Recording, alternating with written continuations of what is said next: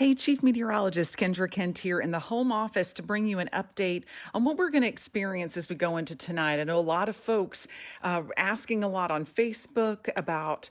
Are we going to have school closings in the upstate because of ice? We have a winter weather advisory that is out for our northern counties. So it includes Oconee, Pickens, Greenville, Spartanburg, and Cherokee counties. And that's for tonight and into early tomorrow. A winter storm warning is up in the mountains. And you can get more information on that at foxcarolina.com. And by the way, Kylie is on the 10 o'clock news, the AM version, right now if you want even more in-depth information. But just wanted to bring you an update in case maybe you were sitting at the office, unable to watch us on Fox Carolina, but able to check in here on Facebook. As we go into this evening, notice at 5 o'clock, it's still mostly clear, a lot of sunshine, in fact.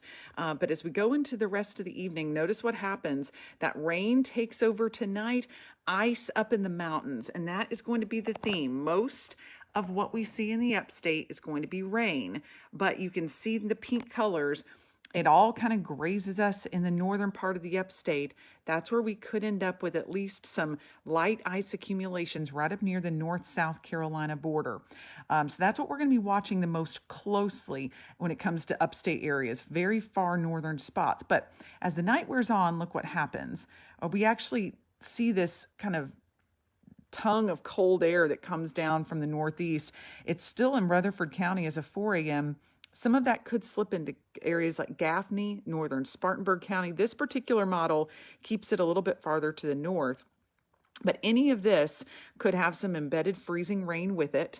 And then notice the time. This is 4 a.m. on Thursday morning. Rain is starting to pick up, and temperatures will be at about 34, 35 degrees. So just a miserable rain across much of the area. And then you can see how it's going to start to taper off. But that freezing rain, very, very close to us still. But Charlotte could be getting in on some of that at 9 a.m. Notice down in the upstate, it's mostly rain. I mean, again, that's what the primary event's going to be. But we continue to, monitor that threat for at least some isolated areas that could become slick in the northern part of the upstate. Here's a look at 4 p.m. tomorrow. We're going to start to clear up, but we still could have some storms in our southern periphery. Now, the good news is the severe threat should stay to our south, but there is a chance we could get grazed by some isolated storms. Here's some rumbles of thunder, even around Greenwood or Newberry as we head toward late night. And I'm going to go through that feature cast again. I know a lot of you just hopped on, but want to recap this potential for freezing rain overnight. Really the far northern upstate, see they're up there right near the border in Greenville County, Pickens, Spartanburg. That's where we have the best chance of developing some ice overnight. Brief freezing rain is possible as we go through the 85 corridor. I don't think it's going to be enough to cause major issues, but certainly is going to be something we need to watch for any slippery areas on a bridge or overpass, and maybe a little bit of ice collecting on tree branches, but should not expect widespread road problems. That's what we'll have up in this darker pink area where ice will remain a little bit more likely. I'll show you the system right now as it's taking shape.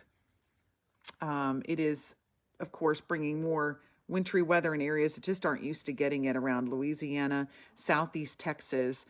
I saw someone comment about tornadoes. There is not a significant tornado threat tomorrow. In fact, in our area, we're not even included in any severe risk formally, but we could have an isolated thunderstorm south of I-85. The better risk of severe weather is going to be down south in southern parts of Georgia and right up along the coastline. That's where it's going to be warm enough for possible tornadoes.